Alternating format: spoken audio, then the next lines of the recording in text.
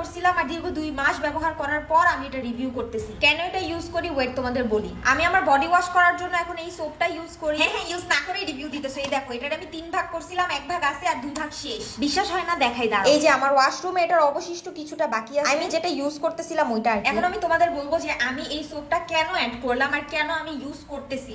এটা শুধু সোপ না, এটা সোপ আর বডি স্ক্রাব দুইটার কাজই একটাই করে। আমার হাত অনেকটা কালো হয়ে গেছিল, তোমরা হয়তো দেখছো আমার প্রিভিয়াস ভিডিওসে। এর জন্য আমি সুপার ফাস্ট ওয়েতে আমার বডিকে ব্রাইট করতে চাচ্ছিলাম, যার জন্য আমি বডি ক্রিমের পাশাপাশি আমার বডিতে এই সোপটা অ্যাড করেছি বডি ওয়াশ করার জন্য।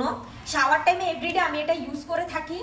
পুরো বডিতে এটা ঘষে ঘষে ভালো মতো অ্যাপ্লাই করার পর আমি 2 থেকে 3 মিনিটের মতো রেখে দিই আর তারপর আমি ভালো মতো ঘষে ঘষে আমার বডিকে ওয়াশ করি। এটার মধ্যে কফি এক্সট্রাক্ট আছে আর এটা কিন্তু স্ক্রাবের কাজও করে। স্ক্রাব আর সোপ আলাদা আলাদা ইউজ করতে অনেক বেশি টাইম লাগে। দিস ইজ দ্য রিজন আমি এই সোপটা ইউজ করে থাকি। আমার স্ক্রাবিং এর কাজও হয়ে যায়, আমার সোপের কাজও হয়ে যায়। কফির অনেক সুন্দর একটা স্মেল আসে এটা থেকে আর এটা কিন্তু এক্সফোলিয়েট করে বডিকে। বডির যত মরা চামড়া আছে ওগুলোকে তুলে ফেলে, স্পট রিডিউস করে, বডিকে ব্রাইট করতে হেল্প করে।